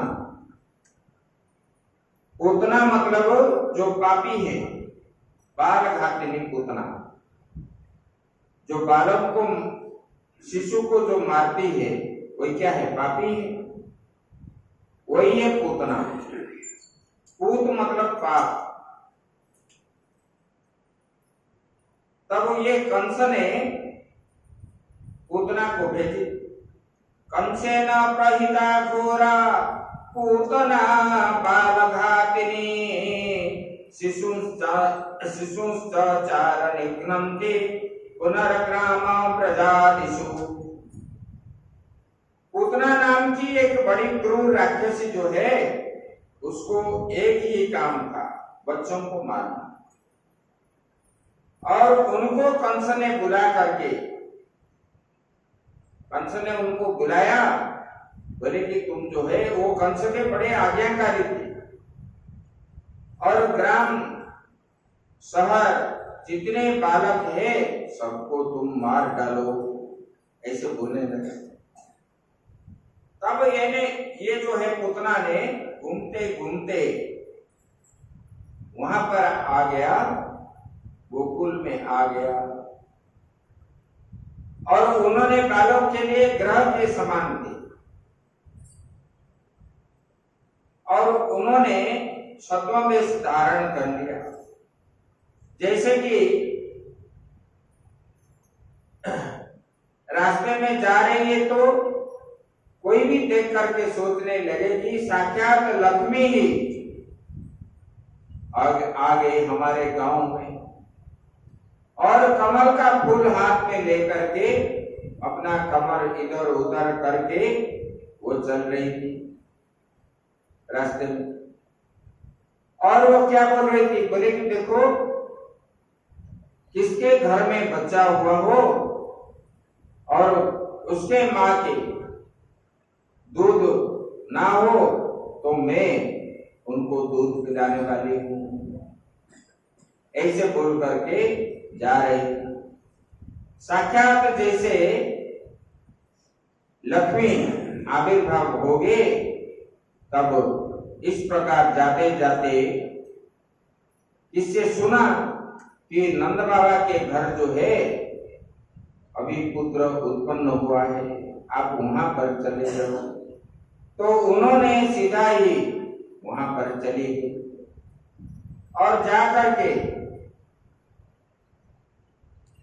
वहां जब चले गए तो भगवान ने सोचने लगे, बोले कि देखो ये बाल घाटिनी आ गई, हम तो आए थे ये गोकुल में दूध पीने के लिए, माखन खाने के लिए, अभी पहले ही विष खाना पड़ेगा।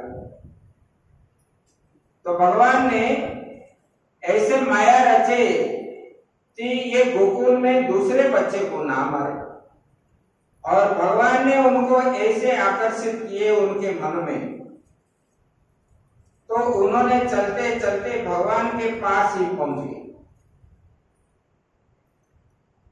और वहां जाकर के सीधे नंद बाबा के घर के अंदर प्रवेश हो गई, और जहां पर बलराम जी और भगवान श्री कृष्ण सोए थे वहां पर पहुंच गई, और बच्चों को देख करके माताओं को बोलने लगे, बोले कि आप माताओं क्या है इन बच्चों का? तब यशोदा और रोहिणी ने हाँ की, बोले कि आपके घर में कभी बच्चा नहीं है क्या, नहीं हुआ है क्या? बोले कि नहीं। बोले कि इसलिए आप बच्चों का देखभाल नहीं जानते, देखो इनका पेट कितना सूख गया है। माताओं को बच्चे के बारे में जब बोल दोगी तब वो जो है बोलेंगे कि ये अपना ही है, मान लेंगे ये अपना ही है, दूसरा कोई मतलब हमारा विरोधी पार्टी नहीं है। बच्चे के विरोध में अगर कोई बोल देगा तो वो तुरंत ही माताओं ने नाराज हो जाए। तब ये यशोदा और रोहिणी बोले कि ये हमारा हितैषी है, बच्चों के बारे में बोल रही है, तो बोले क्या करना चाहिए? बोले कि अरे इनको दूध पिलाओ, अपने स्तन से स्तन्यपान कराओ, नहीं तो और मैं अपने गोद में लेती हूँ और इनको जो है मंत्र से अभिमंत्रित कर दूंगा, तो आपके बच्चे जो है बहुत साल तक जो है जीवित रहेंगे। तब यशोदा ने राजी हो गए और तुरंत ही झट करके उन्होंने आस्थान से उठा करके भगवान को अपने गोद में ले ली। जैसे पुतना ने भगवान को उठाया तब भगवान ने आंख मूंद ली। तो बोलते हैं कि भगवान ने क्यों देखते ही आंख बंद कर दी? बोले कि ये पुतना को देख करके भगवान ने अपने नेत्र बंद कर दिए। तब कुछ बल्लभाचार्य जी बोल रहे हैं कि देखो, बोले कि ये पुतना जो है अविद्या है, अज्ञान है, और ये अविद्या के पास विद्या कभी ठहरता नहीं। ठहरता है क्या? जितने बड़े पंडित हो, 5 मूर्खों के बीच में अगर रह जाए, उनका विद्या जो है फेर मार जाए, उसके बाद वो काट लेंगे। वो सच बोलने पर भी वो मानेंगे नहीं लोग, ऐसे। तो भगवान ने इसलिए आंख बंद कर दी। और भगवान ने क्यों आंख बंद कर दिए? बोले कि देखो, ये बाल घातनी है, पूता नापी नयति, यह पवित्र बालों को भी ले जाती है। इसलिए पूतान अपी नयति, जो बालकों को ले जाती है। बोले कि ये जघन्य कृत्य करने वाले, इसका मुंह देखना नहीं चाहिए, पापी का मुख नहीं देखना चाहिए, इसलिए भगवान ने आंख बंद कर दी।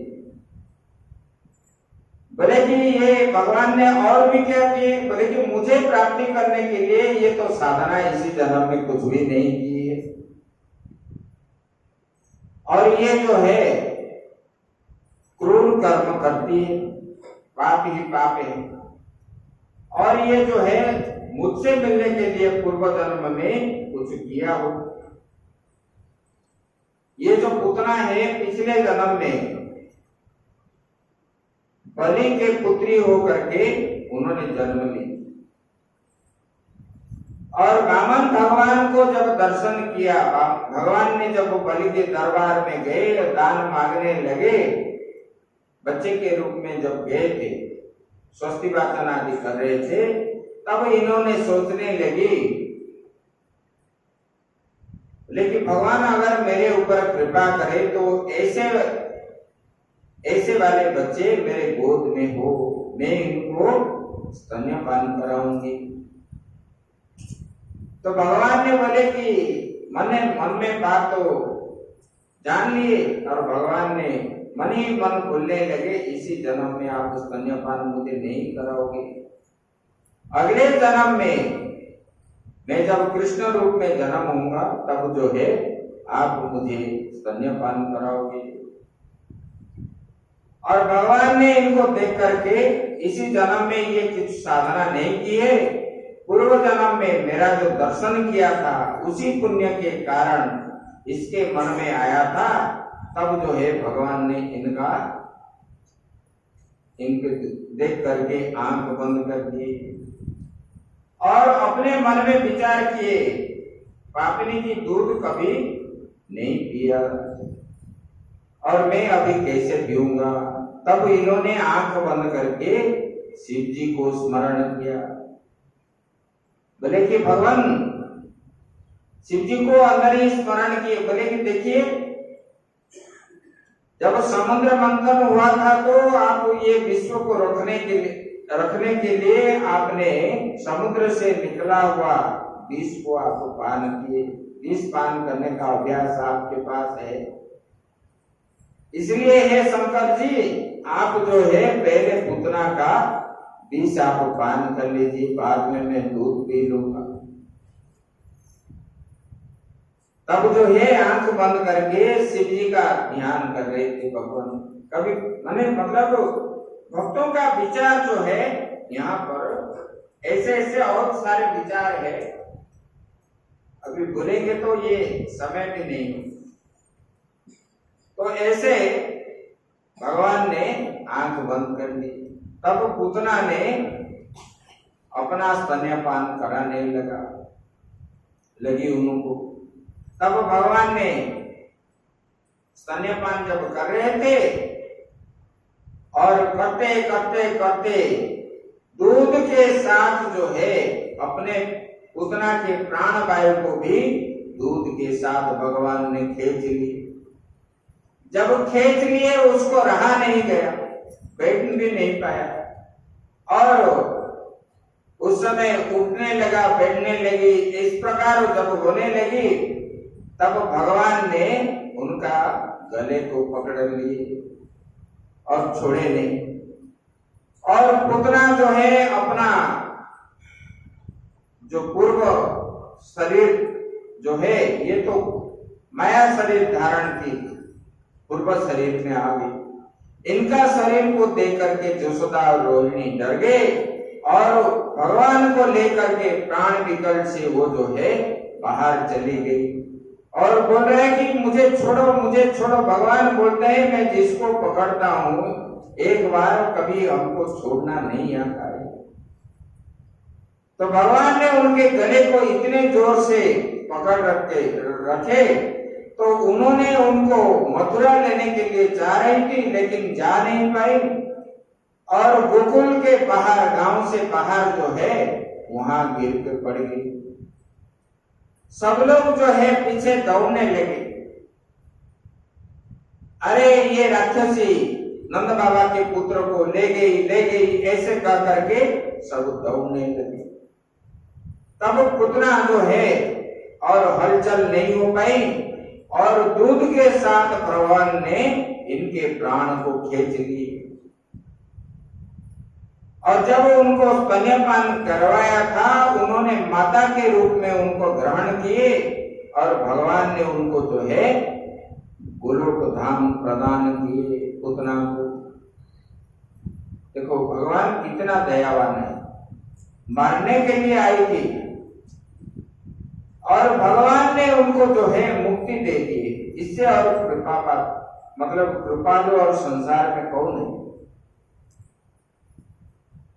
इनके अंदर जो है भगवान के अंदर ना किसके प्रति राग है, ना किसके प्रति द्वेष है, ना किसके प्रति कुछ है।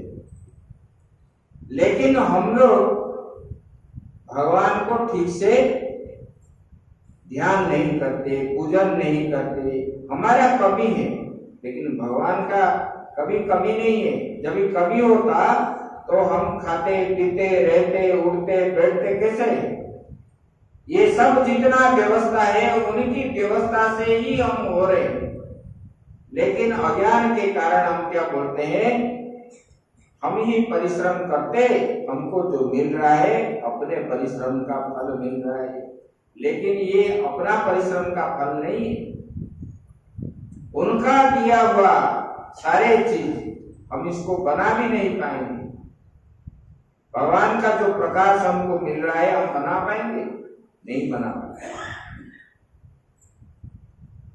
भले ही आप रात्रि में जितने बड़ा मेरकुरी लगाओ, लेकिन दिन का आनंद वो मेरकुरी में मिलता है, सूर्य रश्मि का आनंद नहीं मिलता।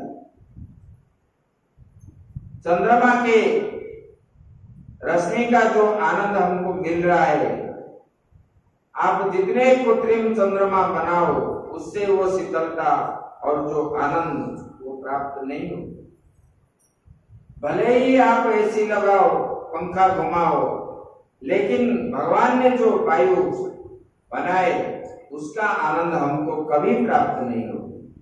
भगवान ने अपने सुविधा के लिए, हम लोगों के सुविधा के लिए ही ये सब बना के रखे हैं। हम अहंकार से ये सब बोलते हैं कि हमने ये कर दिया, वो कर दिया, वो कर दिया, ऐसा कर दिया, तैसा कर दिया। हम एक भी कुछ भी नहीं कर सकते। अगर शरीर से आत्मा जब तक है तब तक हम गर्व अहंकार आदि सब करते हैं। आत्मा जब चली जाएगी हम करने वाले कुछ भी नहीं।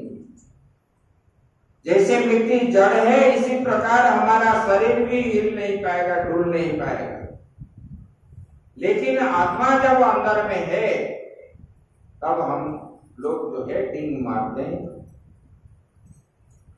तो पुतना जब पड़ गई, गिर गई, उसके प्राणवायु चली गई और भगवान जो है उनका शरीर जो है मतलब बताते हैं उनका शरीर 8 कोस दूर थी, 80 कोस, मतलब गोकुल से आगरा, इनका सिर जो पड़ा था आगरा तक पड़ा था। कितना लंबाई देखो। तो नंद बाबा जब दौड़ते दौड़ते आए और यहां सुने पूतना ऐसे आई और ले गई, और ये गोकुलवासी जो है पूतना के पीछे पीछे दौड़े और वहां पर देखे तो सब लोग सोचे कि नंद बाबा के पुत्र और नहीं रहे। तब लोग मिलजुल करके जब गए देखे तो उनके छाती के ऊपर एक बालक हाथ पैर हिला रहा है। तब जो है बोले कि अरे ये नंद बाबा का पुत्र जो है इनके छाती के ऊपर है। तब वहां पर सीढ़ी लगाए और वहां चढ़ करके भगवान को लेकर के आए। जब लेकर के आए तो तभी यशोदा माता का ज्ञान ही नहीं था, क्योंकि इतने दिनों के बाद संतान प्राप्त हुई, और जब राक्षसी लेकर के चली गई पुत्र के मोह से, और उनका जो है संज्ञाहीन अवस्था हो गया, मूर्छित हो गई। फिर उनको सचेत भी कराए, धैर्य भी धारण किए, सब लोग रोने लगे। यशोदा क्या गोकुलवासी जितने माताएं हैं सब रोने लगे। भगवान को एक दिन देख करके भगवान जो है अपने सब लोगों का मन को मोहित कर देते, इसलिए तो वो चित्त चोर है, सबका चित्त को हरण करने वाले हैं, इसलिए भगवान का एक नाम है चित्त चोर। तो ये जो है जब सब लोगों को यशोदा आदि को पता चल गया तब वो आनंद से नाचने लगे और पुत्र को लेकर के पहले गौ के पूंछ से सब झाड़ने लगे, क्योंकि ये राक्षसी का हाथ लग गया और ये पापिनी है, इसलिए इसको भूत प्रेत आदि किसी को लगता है तो गौ के पूंछ से झाड़ते हैं कि नहीं, और घोड़े के पूंछ से झाड़ते तो भूत प्रेत ना आए बच्चों को। तो यहाँ पर ऐसे बोले, और पूतना का स्तन्यपान करने के कारण उनको जो है नारायण कवच के द्वारा भगवान को स्नान भी करवाए। चक्र से हाथ को रखे, पीठ को कहीं शंकर रखे, कहीं गदा रखे, कहीं पद्म रखे, ये नारायण कवच में आया है। सब देवता को बुला बुला करके ये लोग जो है पंचामृत से स्नान करवाए, अच्छे पानी से स्नान करा के जल से उनको जो है लेके गए। इसी प्रकार पूतना के बाद फिर नंद बाबा बोले कि अरे वसुदेव जी तो ठीक कह रहे थे, बोले कि ये पूतना उसका नाम था, बलि के पुत्री थी रत्नाबली, और उसी समय उन्होंने चाह रही थी कि भगवान को पुत्र के रूप में प्राप्त हो। तब नंद बाबा ये भगवान ने उनको बोले थे अगले जन्म में मिलने के लिए। बोले कि देखो,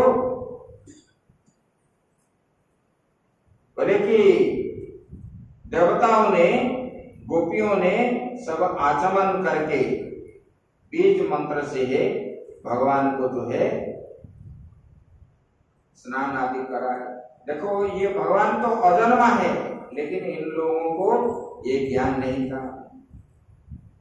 कि देखो अजन्मा भगवान जो है तेरे पैरों की रक्षा करे, मणिमान घुटने को, जज्ञ पुरुष जांघ को, अच्युत जो है कमर की, हयग्रीव पेट की, ये सब नारायण कवच में आता है। और ये सब भूत प्रेत पिशाच यक्ष राक्षस ये सब स्पर्श ना करे, ऐसा बोल करके उन्होंने बोले कि देखो ये पुत्र छोटा सा बालक है, ये किसी का अनिष्ट नहीं किया है, और कैसे इनको विपत्ति ये इनके ऊपर सब राक्षस कैसे आ गए, इस प्रकार वो गांव वालों ने सोचने लगे। ऐसे उसके बाद नंद बाबा ने जब आए, उतना जब मर गई, उनके शरीर को कुल्हाड़ी से सबको आज्ञा दिए, काटने लगे और स्थान स्थान पर जो है ऐसे 50-60 टुकड़ा करके उनको जलाए। जब जलाए उनका शरीर तो जलने लगा। जब जलने लगी तब जो है उसी धुआं से जो सुगंध आया, चंदन का सुगंध जैसे आया, क्योंकि उन्होंने भगवान का स्पर्श किया मरने का समय, और उन्होंने पवित्र हो गया। भगवान को जब स्तन्यपान कराया, भले ही उन्होंने उधर बताते हैं ना, बोले कि देखो ये राक्षस लोग भगवान को मारने के लिए आते हैं, शत्रु के रूप में आते हैं, मरने के बाद इन्होंने मुक्ति क्यों पाई, मतलब कैसे मिल जाती। तो बोले कि देखो चाहे शत्रु के रूप में हो चाहे मित्र के रूप में हो, वो अंत समय में भगवान का ही चिंतन करते हैं, भगवान के अतिरिक्त और किसी का चिंतन नहीं करते, और भगवान का दर्शन भी करते हैं। इसीलिए उन लोगों को भगवान मुक्ति देते हैं।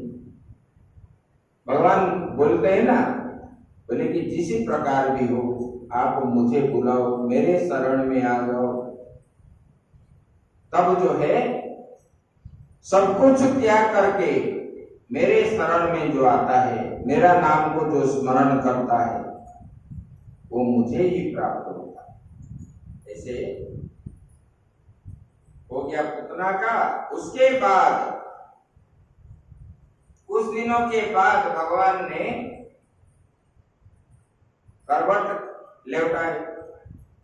जब जो है उसके भी एक घर में एक पर्व होता है, खीर पूरी आदि करके अपने सगे संबंधी को भोजन करवाते हैं, पूजन षठी पूजन आदि करके, इष्ट देवी का पूजन करके ऐसे भोजन कराते हैं।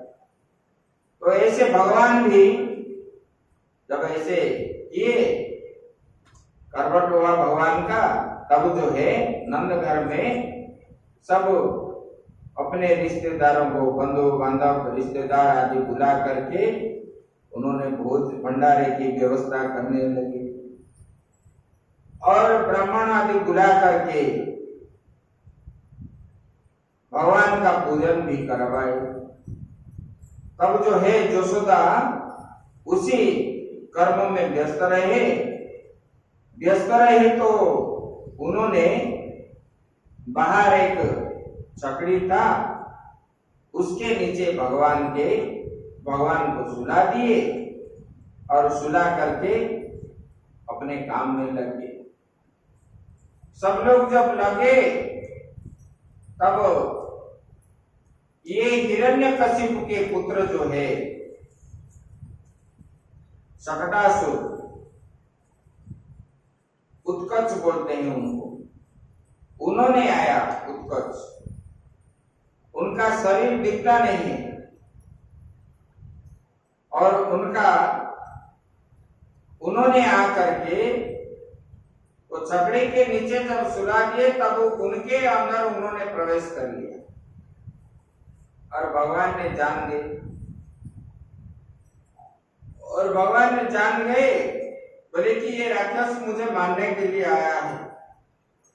तब उन्होंने वो शकट को दबाने लगा, दबा करके इनके नीचे भगवान का झूले में भगवान सोए थे, और झूला को लग गया। भगवान जान गए, और जब दब गया और वो गिरने के लिए जब इस समय आया, उस समय भगवान ने वो शकट को जो है अपना पैर लगा दिए। जैसे लगा दिए, वो शकट जो है बैलगाड़ी, वो ऊपर जो है कितने योजन तक ऊपर गया, और वो उत्कच राक्षस मर गया, और नीचे टुकड़ा टुकड़ा हो करके वो जो है बैलगाड़ी गिरने लगा।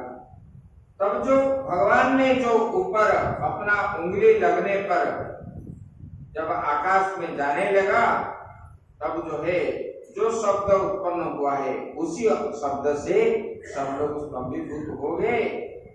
बोले कि अरे मेरा बच्चा कहाँ गया, मेरा बच्चा कहाँ गया।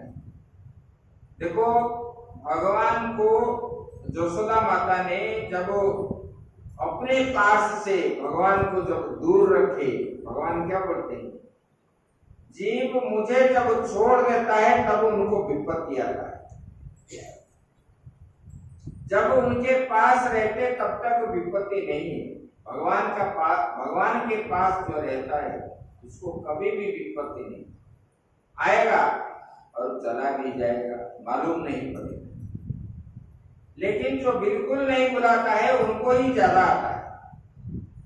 इसलिए ये जो है ये करवट बदलने का उत्सव बना रहे थे। इसी ऊपर ये जो है उसी समय उत्कच आया और उत्कच का वध भी भगवान ने किए और उनको भी मोक्ष प्राप्त करवा दिए।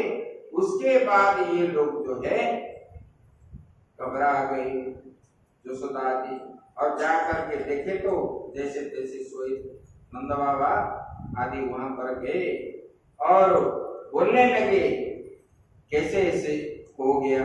तब कुछ बच्चे खेल रहे थे, बोले कि ये कान्हा का पैर जैसे लग गया तब जो है ये बैलगाड़ी ऊपर उठ गया, ये इन्होंने लात मारा तो ऊपर उठ गया और सब लोग हंसने लगे। बोले कि अरे ये तो छोटा सा बच्चा है और इनको ये ज्ञान नहीं था कि ये जो है विश्व नियंता हमारे घर में आया है। तब वो बोलने लगे, बोले कि देखो ये बच्चा जो है किसी का कुछ भी नहीं किया है, लेकिन इसको मारने के लिए 2 दिन के बाद जन्म होते ही उतना आगे अभी ऐसे विपत्ति आया है, हम लोग क्या करेंगे। ऐसे ऐसे सब सोचने लगे और भगवान नारायण को ही बोलने लगे। सब गांव वालों ने बोले और नंद बाबा ने बोले और पंडितों ने भी बोले कि इनकी रक्षा स्वयं भगवान ही करे, ऐसे बोले। एकदा रोहमारूढ़ं लालयन्ति सुतं सती गरिमाणं शिशोर्गोढुं न सोहे गिरिकूटवत्। एक दिन माता यशोदा ने भगवान को स्तन्यपान करा रहे थे अपने गोद में लेकर और भगवान ने अपने आप को जानबूझ करके इतने जोर से भोजन हो गए और माता यशोदा जो है बोले कि शीशो गोढ़ुम गरिमाणम गिरिकूटवत्, पर्वत के समान भगवान का बोझ लगा यशोदा माता और उन्होंने तुरंत ही नीचे रख दी। भगवान ने बोले कि अंदर ही बोलने लगे, माता जी तुम मुझे छोड़ रहे हो, तुमको अभी रोना पड़ेगा। तब जो है वहां पर बवंडर राक्षस जो है तृणावर्त, जब पूतना मर गई और उत्कच राक्षस भी मर गया, तब जो है कंस ने बोला कि यही मेरा, उन्होंने कंफर्म हो गया ये देवकी का अष्टम गर्भ ही है, जो आकाशवाणी हुआ था ये सच है, ये मुझे मारने वाला और दूर कहीं नहीं है, गोकुल में नंद के घर में ही है। तब ये अपने राक्षसों के अंदर जो वार्तालाप करने लगे, ये बच्चा कैसे मरेगा और पूतना को मारना इतना सहज नहीं है, ये तो बड़ा बलवान ही, उनको कैसे मार दी ये बच्चा और उत्कच राक्षस को कैसे मार दिया। तब ये चिंता में रहने लगा तो बाणासुर ने उनको बोलने लगा, बोले किस बात पे चिंता है। बोले कि देखो मेरा शत्रु वहां ऐसे पूतना को मार दिया और उत्कच को मार दिया। बोले कि ठीक है, अभी जो है मैं एक राक्षस को बुलाता हूं। तब बाणासुर ने तृणावर्त को बुलाया, बवंडर को, बोले कि इनका देखो, इनको कोई मार नहीं पाया। और बवंडर जो आया और उनको आज्ञा किया है, पूछने लगा तब जो है बोले कि तुम अभी गोकुल में जाओ और नंद बाबा के घर में हमारा शत्रु बैठा हुआ है और उनको जो है ले करके तुम यहाँ आ जाओ। तब ये तृणावर्त ने वहां पर गया और वहां अपना पराक्रम दिखाने लगा।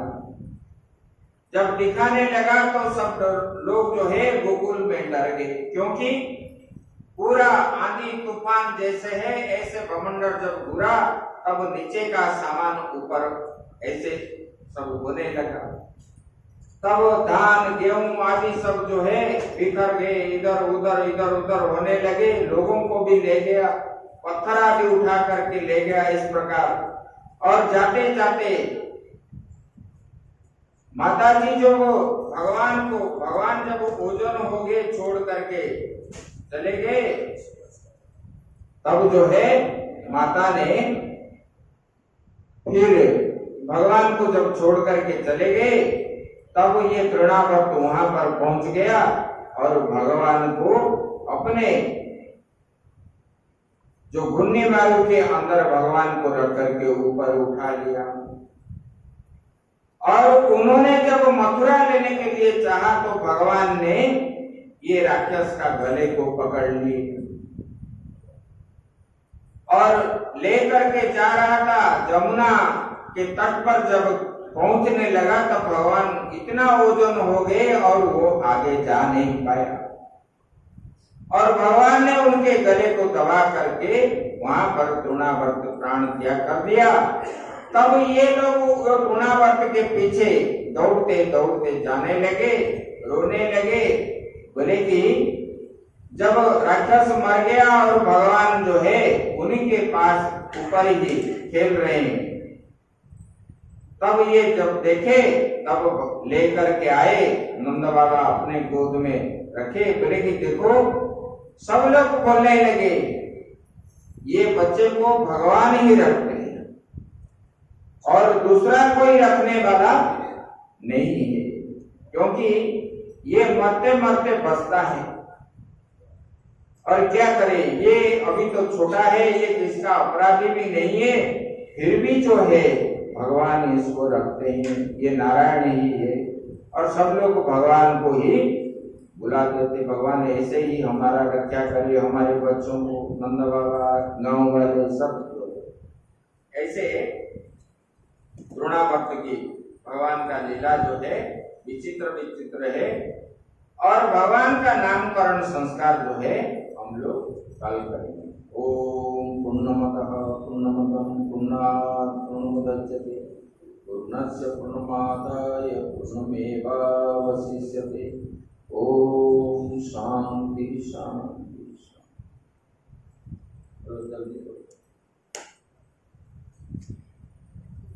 इसको बंद करो।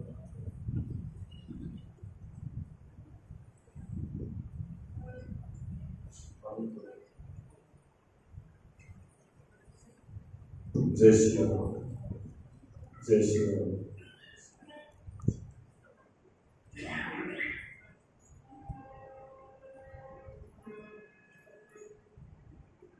कुछ पल की जिंदगानी एक रोज सबको जाना, बरसों की तू क्यों भूले, कुछ पल नहीं ठिकाना।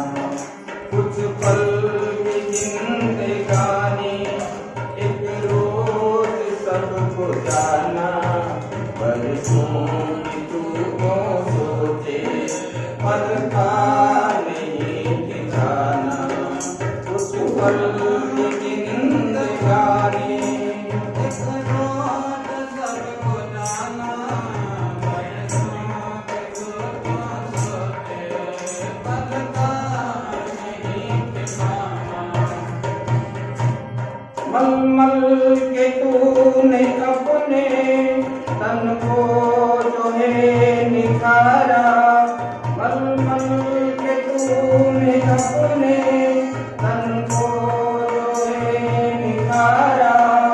इतरों की खुशबुओं से महके शरीर सारा, मलमल के तूने अपने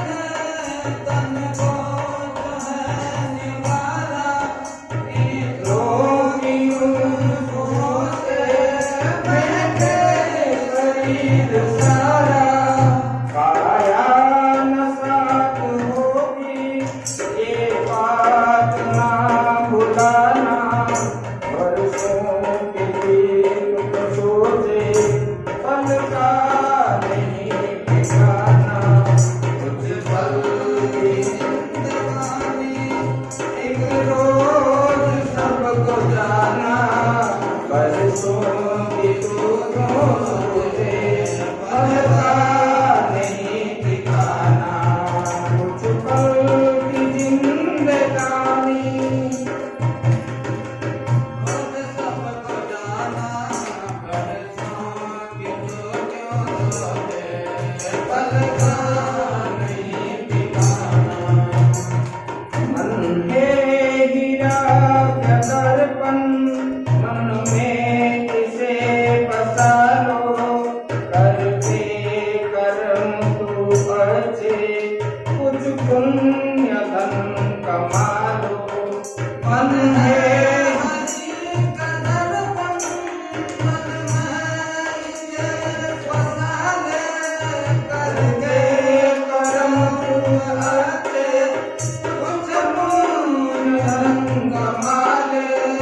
हर दान और धर्म प्रभु का करे ये पाना, वर्षों के दुख सोचे पल का नहीं ठिकाना। कुछ पल की जिंदगानी, एक रोज सबको जाना, वर्षों की दुख सोचे पल का नहीं ठिकाना। कुछ पल की जिंदगानी, एक रोज सबको जाना, बरसों की तू क्यों सोचे पल का नहीं ठिकाना। कुछ पल की जिंदगानी, एक रोज सबको जाना, बरसों की तू क्यों सोचे पल का नहीं ठिकाना।